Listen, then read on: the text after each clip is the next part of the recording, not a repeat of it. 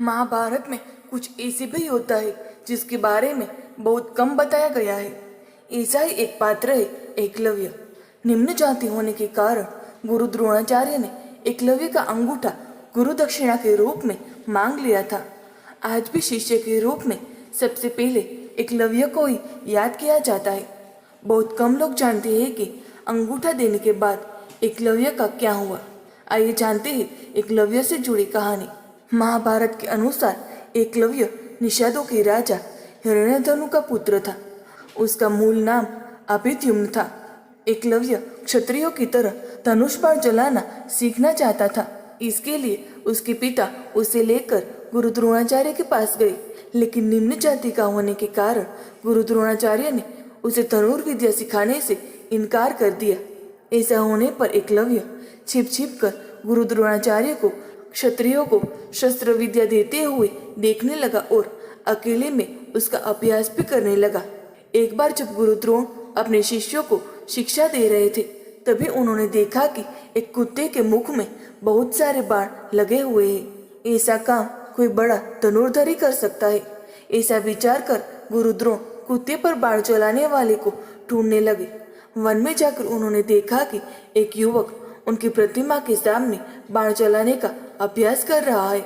जब गुरु द्रोणाचार्य ने उस बाण चलाने वाले युवक का परिचय पूछा तो उन्होंने अपना नाम एकलव्य बताया और उन्हें पूरी बात सच सच बता दी। गुरु द्रोणाचार्य अर्जुन को पहले ही सर्वश्रेष्ठ धनुर्धर होने के वरदान दे चुके थे। एकलव्य की धनुर्विद्या देखकर द्रोणाचार्य समझ गए कि वह भी अर्जुन के समान धनुर्धर है। इसलिए उन्होंने एकलव्य से उनका अंगूठा गुरु दक्षिणा के रूप में मांग लिया। अंगूठा कटने के बाद भी एकलव्य उंगलियों से तीर चलाने का अभ्यास करने लगा। इसमें भी पूरी तरह का पारंगत हो गया। युवा होने पर एकलव्य मगध के राजा जरासंध की सेना में शामिल हो गया। जरासंध भगवान श्री कृष्ण को दुश्मन समझता था। जरासंध ने कई बार मथुरा पर हमला किया। इस हमले में एकलव्य भी उसके साथ था। एकलव्य ने भी द्वारिका की सेना को बहुत नुकसान पहुंचाया।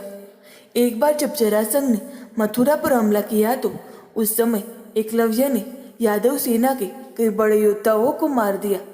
एकलव्य के पराक्रम को देखकर श्री कृष्ण को स्वयं उसे युद्ध करने को आना पड़ा। श्री कृष्ण और एकलव्य के बीच युद्ध हुआ, जिसमें एकलव्य मारा गया। एकलव्य के बाद उसका बेटा केतुमान निषादों का राजा बना। महाभारत युद्ध में केतुमान ने कौरवों का पक्ष लेते हुए युद्ध किया और भीम के हाथों मारा गया। दोस्तों, आपको ये पौराणिक कहानी कैसी लगी कमेंट में ज़रूर बताएं। वीडियो को लाइक करें, शेयर करें और हमारे चैनल को सब्सक्राइब करना ना भूलें। धन्यवाद।